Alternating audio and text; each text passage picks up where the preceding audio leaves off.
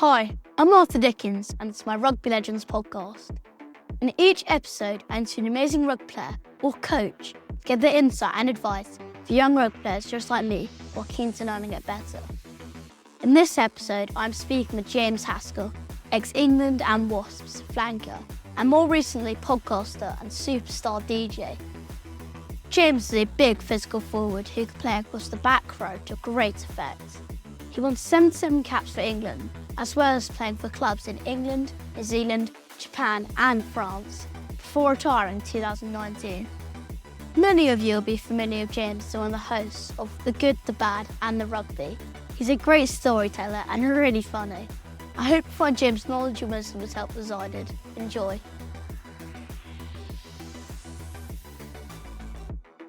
So firstly, James, how did you get into rugby and how old were you when you started?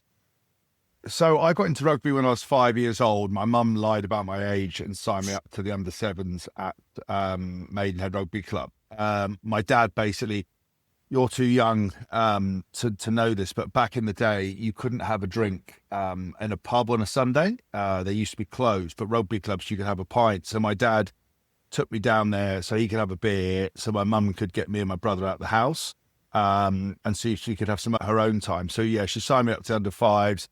And I was at Maidenhead Rugby Club for the rest of my career, really, up until the age of 16. And then I moved across I was actually going to Wellington College at the time. And I was playing Saturday with Wellington, Wednesday with Wellington, and Sunday with Maidenhead. But it was basic excuse to get me out of the house and for my dad to be able to have a pint, really. Did you ever tell anyone about the secret that you played 2 years up?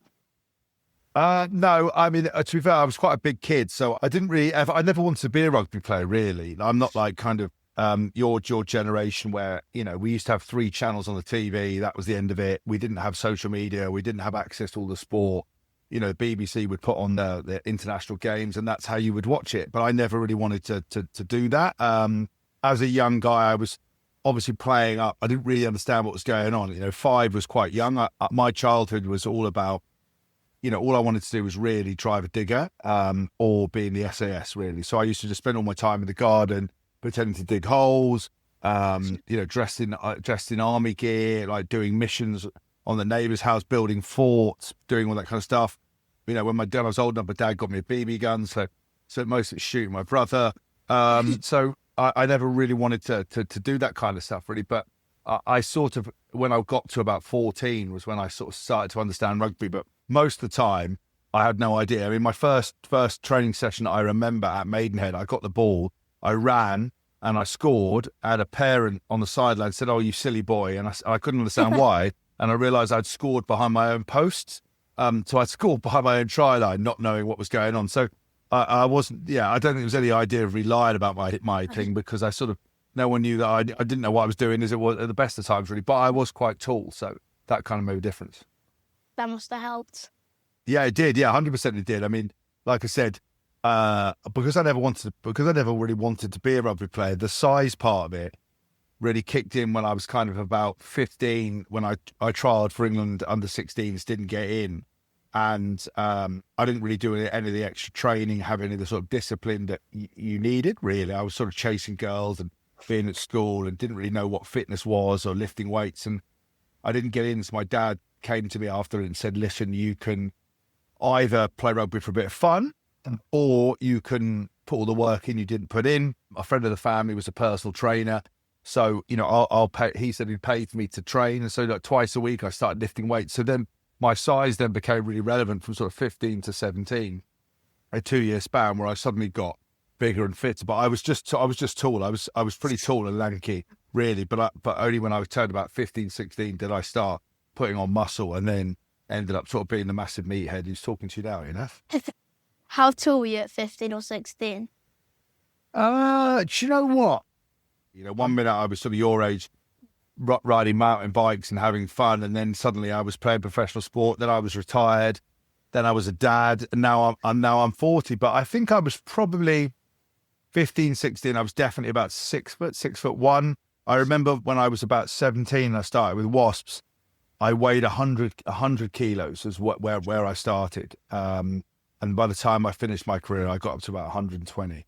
So I always had my dad was a big guy, had big bones and big feet. So I think I was always quite dense, but certainly I was very tall and lanky for a long period of time, but not super tall. You know, people think I'm taller than I am because of how wide I am, because it looks like I left the coat hanger in the back of my t-shirt. Do you know what I mean? I'm wide, you know, I'm pretty wide. I don't fit on normal planes, unfortunately.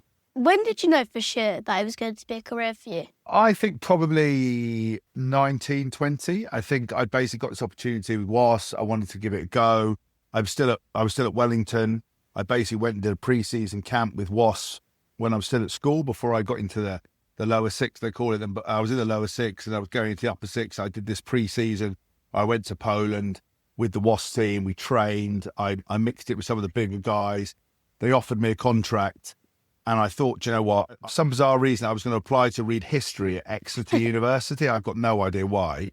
And so I basically said, look, do you know what, I'll defer my university entry for a year.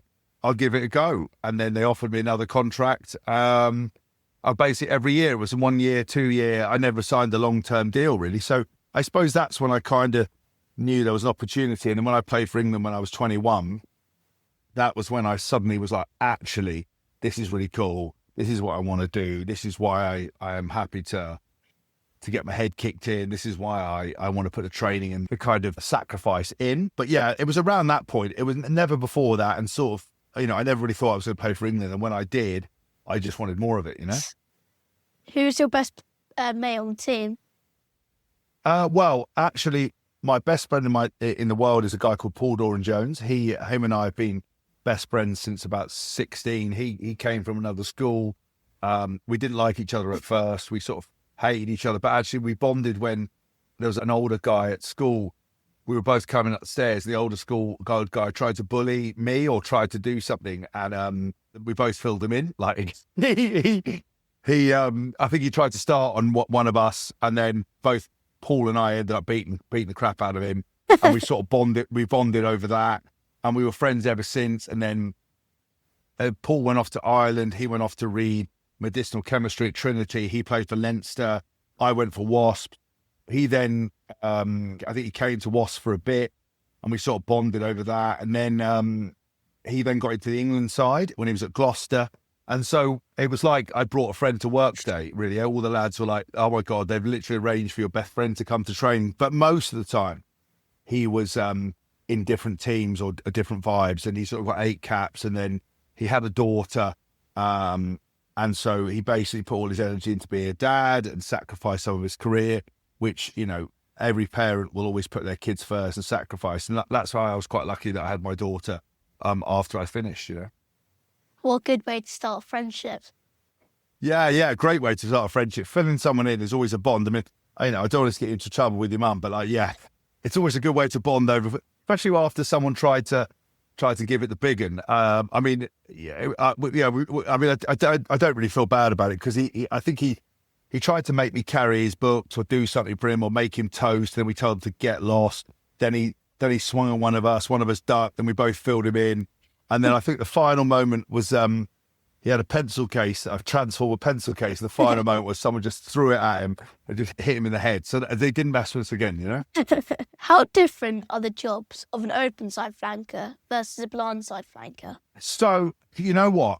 Back in the day, when I was younger and started playing, there was quite a distinct role because teams were very set in their ways. Actually now, the number on your shirt doesn't really matter. It's more about the makeup of the back row. It's about, you know, if you've got 3 players, who's your big tackler, who's your destructive tackler, who's good over the ball, and who's a big ball carrier. And luckily, the top players kind of have all 3 of it. Back in the day, the number 7 would, you know, invariably come off the scrum, come off the line out, hit the number 10. That doesn't happen anymore. You don't get anywhere near that anymore. And most back row players are quite tall, so all guys are involved in the line outs. The better ball carrier will be out in the backs, carry the ball off short and line outs. The better line out forward to be in there. So I think, unfortunately, a lot of the media and a lot of the press still think it's like, you know, early 90s to early 2000s when, you know, number 7s were like the size of Neil Back. Actually, if you've got big units across the board, that's fine. If you play traditionally, which, you know, the 7 would be your normally faster guy, would be better over the ball. But now the responsibility of all three players is to be good at turnovers, good at tackling. You might have, with the England back row, when I was playing, I was a destructive tackler. I was a big ball carrier. Billy Vunipola was a massive ball carrier. Chris Robshaw was good over the ball, was a workhorse, was good at tackling, but wasn't that destructive. Carried the ball, but not really. So we sort of flitted around in different roles. Then when Eddie Jones came in, I played 7 because I could bash people. I was good over the ball, and so it kind of varies really. But I think a lot of the time the game's moved on, but people haven't really moved on with it. What makes a great teammate, and who are they for you? So you know what? The best thing about playing team sport, and I think why it's so important for kids to play sport and team sports, is you learn that the game is bigger than you. So as an individual sportsman, you can be selfish, you can have tantrums, you can do whatever. But as a team sportsman, your problems and your cares stop at the changing room door. When you're in there, you have to put the team forward. And I think for me, good teammates weren't always the same as me. There's a big belief that you have to get on with everyone. You don't have to be friends with everyone. You don't have to be mates with everyone. But you have to have a mutual respect. You have to pull in the right direction, and you have to be committed to what you're doing. And so I was very lucky in my career. I was surrounded by loads of good teammates, because actually, if you were a bad teammate, you weren't involved. Some of the best guys like Dylan Hartley, Courtney Laws, Danny Kerr, these guys were brilliant. Billy Vunipola. Everyone had their sort of roles, and I was sort of an entertainer. I'd bring energy, I'd bring vibe. Other guys brought discipline, dedication, focus.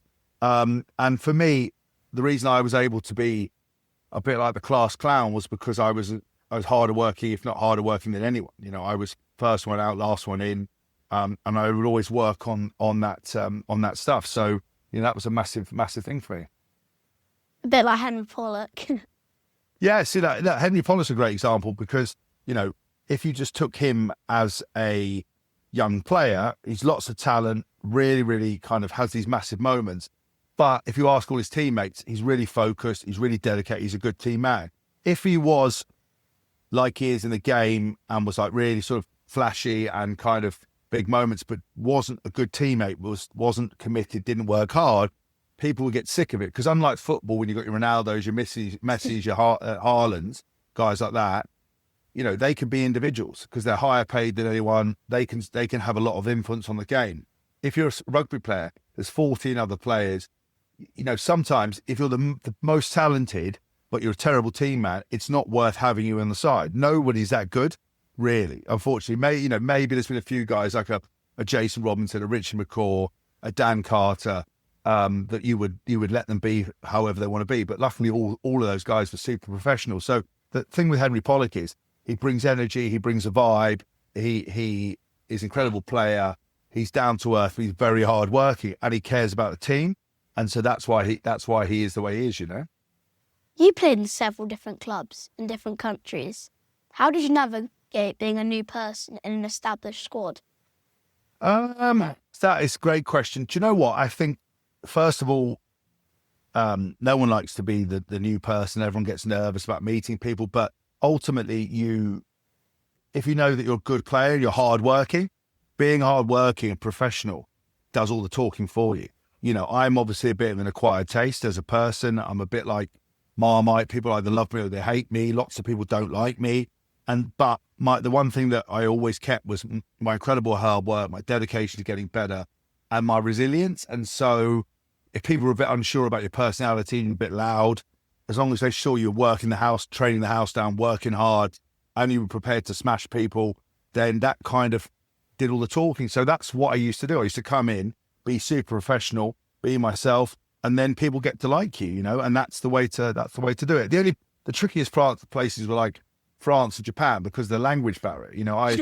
I try and learn Japan was a nightmare. I mean, that's like the hardest language in the world. And learning French, I probably should have put more effort in. One of my teammates, a guy called Ollie Phillips, basically became fluent, and he probably had a better experience or was accepted more by his teammates than maybe I was, because I couldn't really converse. And half the time about being a good teammate is you get an opportunity to chat with people and have a laugh and give it some banter. What's the fastest way to lose respect in a changing room? The fastest way to lose respect in a change room is, four ways really. Hygiene, so not washing, that's a big one. I'd say not turning up to team socials is another one. Even if you don't drink, just still got to turn up. I think number three, this isn't in order, but number three is not working hard, is not doing what's required for the team.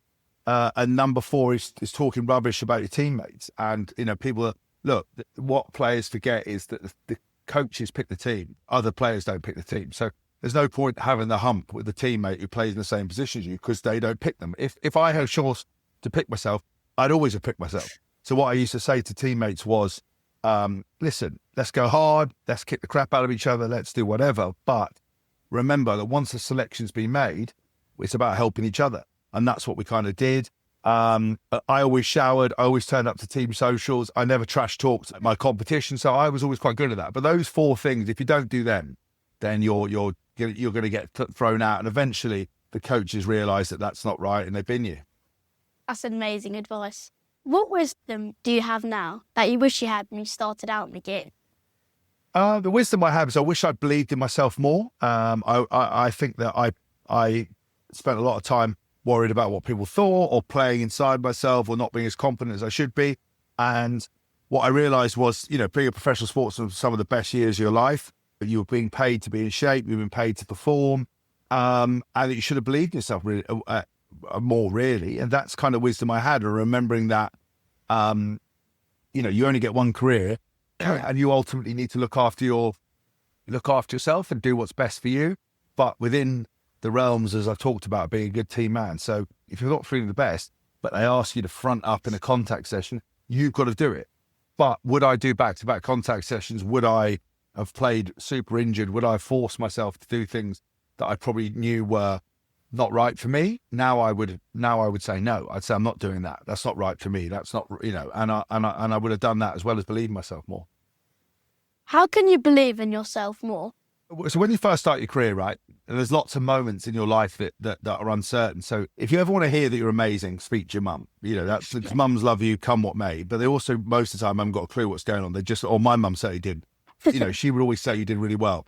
So that was kind of a bit of a biased commentary. My dad was harsher, so he would be like, look, didn't do well. So he would be more critical. So that wasn't kind of an accurate thing. So what you would do is every time you did something good or you proved that you'd done something well in the game, you almost write that down and go, look, that's an undeniable fact. That is like that's a moment in time that no one can take away from you. So your first England cap, you're a good player because you got an England cap. That's fine. If you get 2 England caps, you're already better than you were before. If you do a big carry and you beat someone, you can beat someone. And so even if you have that self-doubt, that voice in your head that says you can't do it, you need to do that. And I think confidence also comes from practice, hard work, looking for feedback, but feedback from the right people, not your mum, not your dad, not people that have a vested interest in telling you that you're amazing. It's from people that don't need to say it. It's teammates, it's peers.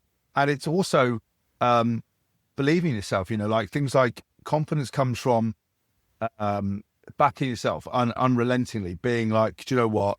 I'm good at this. I know this. I want this. And then people say you've got to fake it till you make it, and you have to. And sometimes you don't feel confident, but you've got no choice. And I think that's really important. And actually, for me, there's a great sort of analogy that when you see a final piece of artwork, right, you only ever see the finished artwork. You never see all the drawings that got in the bin, all the attempts, all the mistakes. You just see the piece of artwork, and that doesn't tell you the whole story.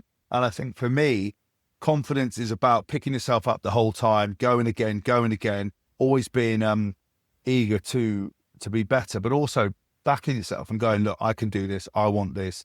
And that's what I do now. That's similar to what Will Greenwood said about the feedback. Yeah, feedback's really important, but feedback from the right people, not the wrong people. You don't ask for feedback on social media because they don't know you. Tom Holland, Spider-Man, says a very good quote. If you've got a problem with me, text me. If you haven't got my number, then you don't know me well enough to have a problem with me. If I do a DJ set now and people on social media criticize me, that doesn't matter. That's irrelevant. If I send it to a DJ that I really respect and he reviews it and says, listen, I think your song choice wasn't quite right, your beat matching wasn't quite right, that's important. Then you take that on board. Now, does it make you a bad person or bad DJ. No. Is your confidence knocked a little bit? Yeah, but by practicing and backing it up and listening to people, that's how you gain confidence. And also believing that you should be able to do it, believing that you should be there. I think we live in a world now where we tell kids that they can be anything they want to be. And the truth is you can't be anything you want to be because you might not have the talent. But if you can say that it's possible to do something. So, if I said to you now, I want to win the Tour de France, that's impossible. Adidas says impossible is nothing. That's rubbish. I can't win the Tour de France. Could I be a world-class DJ? Yes.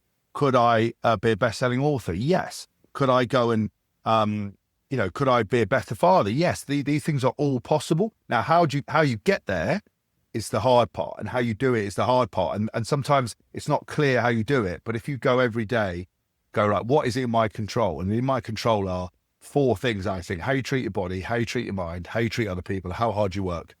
And also not worrying about things that you don't control, like other people. So if other people want to be difficult, high maintenance, critical, let them. It doesn't matter. That's irrelevant. You just go back to going like, how am I as a player? How's my fitness? How's my health? How's my sleep? How's my training? How's my hydration? How's my physical preparation? There's 5 things that I've given you just now that you can improve on. In terms of your mind, am I studying the game? Am I visualizing? Am I looking after my mental health? That's taking care of your mind. How I treat people. How am I treating teammates? Am I being a good team man? Am I putting a good foot, am I being sort of really open? And then the other one I control is how hard I work. Am I getting up in the morning? Am I working hard? And then if you just work on those just today, and you're better today than you were yesterday, you're already on the path forward. And that's as simple and as complicated as life ever needs to be. You can't make people pick you. You can't make people like you. You can't make people buy stuff off you. You can try. You can only keep turning up. And that's basically the secret to most things in life.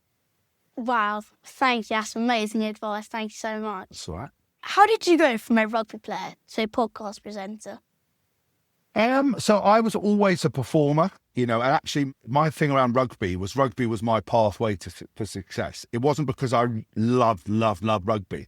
It was I found a sport I was good at that gave me instant gratification, really. Like in the real world, if you're not a sports person, how do you know if you're being successful? Is it the car?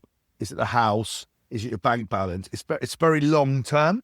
In sport, what I became attracted to was if I work hard, I get picked. If I play well, I get picked again. And if I've got things to work on, I go again. And that instant sort of feedback was really important. But what I was really keen about was the performance element, with big crowds, big stages, big moments, because I'm a bit of a show off. I like performing. And so the progression into being a podcaster and then into a DJ is it's all centered around performing. It's telling stories. It's grandstanding. It's kind of that vibe. And so actually it was a natural progression. I'd always planned for life outside of rugby. I was unfortunately there when Matt Hampson broke his neck, and he never walked again. I was in that scrummaging session, and that taught you how fragile life was. You have this big plan, this big idea of where you want to get to in life, but life will throw stuff at you that will affect you. And I was like, look, I'm able to do what I want to do for a period of time, but I can't take it for granted. So what's next? What can I plan to do? And I'd basically always done stuff around playing in front of a crowd. If I could still run, I can't run anymore. I've got bad arthritis in my ankle. I've got 2 big screws that I've had to put in 8 weeks ago in my ankle. Even if I could play, I would not go and play rugby in front of one man and his dog, because I don't care. If you said to me I could get to play at Twickenham again in front of 80,000, I'd want to play. If you're going to do a podcast and no one's listening, I wouldn't do it. If you've created a podcast where you've got big audiences, people are engaged, people are listening, and it's a chance to perform, I'd do that. DJ to an empty room is fun, but I don't love it enough to do it. What I love is playing in front of a crowd that are going to interact. So for me, the transition stuff are always centered around performing. Everything I do is about performing. There isn't anything that is boring or not performing. It's all about showing off and having fun and performing to a crowd. Speaking of DJ, how many times do you practice a week? So I practice probably once or twice a week. I do guest mixes. I make music a lot. I play ideas. I go and DJ. It goes in waves. Like this week's very, very busy, but I've got to do a couple of guest mixes at the end of the week. So I'm going to go into, I've got a studio in the garden, I've got a DJ set up. So I'll go and play. And it's amazing, you know, if I was on the road all the time, which is where I want to be, you know, I want to DJ 5 nights a week. I want to go out there. I want to perform. You get better and better and better. Same thing with music. You know, if I set myself every night an hour to go and make some music or play with stuff, I get better and better. So it's one of those things where, you know, I really take it seriously, and I apply the same lessons that I learned in rugby into DJ, making music. I analyze what I'm doing. I look for feedback. I work hard. I try to upskill myself. I do courses. I work with other people. I deal with like failures. I analyze, and I go again and again and again. And it's the same thing I took as a sportsman into all these other things. And what do you enjoy most about doing your podcast? I think the podcasting thing for me is it doesn't feel like work. It's 2 other friends that have become some best mates. We tell stories. We share our opinion. We are unapologetically ourselves. We talk about what really attracts me about the podcast is what we're doing now, you know, which is basically talking about people. You know, the subject is rugby. You're a rugby fan. You interview rugby people. But really, it's the people. It's what makes them tick. It's how they think. It's their life experiences. You know, if it was just a really boring dissection of the game, I probably wouldn't enjoy doing it. But our podcast isn't about that. It's about what makes people tick, why they're successful, what they've learned, what failures they've had, what mistakes they've made. And that's what really attracts me. Doing it with 2 friends, sharing opinions, disagreeing, but also shedding a light on professional sport, which isn't directed from the media, you know, which is about the actual truth. How do players feel? How do fans, you know, because a lot of fans think, for example, they care more about the sport they watch than the players playing it. And just because you don't cry when you come off the field and all the fans are in tears, they see that as a sign of not caring. And I wanted to go on this podcast, and the Good Bad Rugby, and actually tell the truth. This is what we think. This is what happened. This is the truth. This is the vibe. This is what we think. This is what sportsmen think. And I think that's why it's so successful, is because we have an opinion and we share it, you know? Yeah, I really like watching your podcasts, especially the one with the world's strongest man. Yeah, Eddie Hall was good. So I'm not sure all the swearing's very good on it sometimes, but Eddie Hall, they're talking to Eddie Hall, you know, who knew he'd burst into tears, you know, asking about his early life, you know, and things and the journeys he's had. That's what I mean. Every time you go in there with a list of questions, but then you still like what you're doing to me is you listen to the answers, you know, you go, well, actually, what did you mean by that? And I said to him, how big a struggle was it being a kid, and how big a problem were the drugs and alcohol? And, you know, were you disappointed? And what is your mental health like? And it went on, and he just suddenly opened up and starts crying. You're like, wow, this is the world's strongest man, showing that he's vulnerable, showing that it's okay to cry, showing people that you have problems. And fans often think sports people or people in positions of celebrity, in inverted commas, don't have problems, but actually everybody does. And it doesn't matter how successful you are, how much money you've got, we're all the same people. We all wake up in the morning, we all go to the loo, we all feel sad, we all feel happy. And that's really important to remember. Just because they're on TV or just because they're the world's strongest man doesn't mean they're the world's strongest person mentally. And that was a really nice lesson. Yeah, we are all human beings. We are all human beings. And the thing that they teach your generation now is that, you know, if you're surprised or you're offended or you're upset or you watch something on TV that you don't like, good. If you wake up some days going, I feel a bit sad, I don't want to do this podcast, I don't know, whatever, good, because you're meant to. So that's when you find resilience by going, I'm going to do the podcast anyway, and I'm going to get up and train anyway, or I'm going to play. Or, you know, when you're super happy, you know, when you feel super happy and super motivated, you can run for hours. When you wake up in the morning and it's cold and it's wet and you don't want to get out of bed and you don't want to go to school, the ones that are successful go, I'm going to do it anyway. I'm going to turn up and do it anyway, because that's what the secret to it is. But we all feel sad, happy, shocked and shamed. But we can't protect people against feeling like that. And I think a lot of people at the moment are trying to say, oh, if you don't like it, we'll all stop everything, or we've got to make sure that everything we do and say, make sure that nobody's offended. It's like, no, that's not you. If we do this podcast and people go, I don't like James Haskell, good. At least they've got an opinion. If they go, I like James Haskell, good.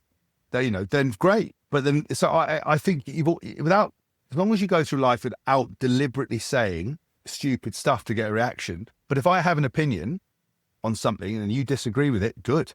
If you say something I don't like, good. That's support. But if we say everything so, that's all like non-offensive, then go away. That's not what life's about. That's very helpful. And final question, who has been your favourite guest on your podcast? Do you know what? Wow, we've had some wild ones. I mean, interviewing the royal family was insane. Going to Windsor Castle, letting me into Windsor Castle was massive. Kind of getting absolutely like bouncing to the ground by the Princess Royal. Princess Anne was like amazing. She absolutely pulled the pants down metaphorically, which was funny. Eddie Jones, brilliant. First episode of Good, the Bad, the Rugby. Jamie Dornan, finding out that he's an absolute fanny and that he cries every time Ireland lose, and he's like one of the best looking men in the world, and he's an absolute hero. But finding that out, I thought Eddie Hall, breaking down and talking about trials and talking about how he needs to perform and do training and be competitive and have a routine. Otherwise, he gets dark thoughts. These guys really, really fascinate me. So the beauty of our podcast is not every single one is the same. 1 minute's laughing, next minute's sad, next minute's serious, next minute's a focus on the game. And you never know what you're going to do. Like I had on Mike Brown yesterday, and we talked about England, and he was really refreshing, gave a different perspective. And you're like, God, I love doing this. I love talking to people and hearing stuff. And he challenged me on a couple of things about Ireland. And I was like, yeah, I appreciate the challenge. I guess actually, maybe you're right. Maybe I'm thinking Ireland are better than they are, because they've always been good. Maybe at the moment they're not good, but let's see how they get on against Italy. So that kind of stuff is really important. So there isn't one sort of outstanding favourite. They've just had loads of stuff, and every week is very different. Even the Weasley twins from Harry Potter. I won Celebrity Mastermind, and my specialist subject was Harry Potter. I'm a Harry Potter nerd. I got on the piss with them in Japan, had a few beers with them. You're on the piss with Fred and George Weasley. What more do you want? They didn't do any magic there, which is disappointing. I just want to say thanks so much, James. I really appreciate taking the time to my podcast. Thanks so much.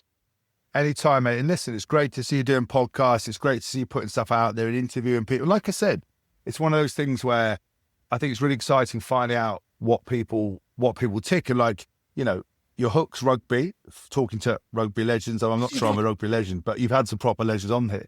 But I think it's really nice to go and find out about people and what makes them tick, because I interviewed Sam Vesti the other day. He had a kid when he was 21. When I was 21, I was playing for England and I was a complete muppet. But imagine looking after a kid. And sort of that stuff's really interesting because, if you have a child, you have no choice but to be really dedicated and focused. I had a kid later on in life.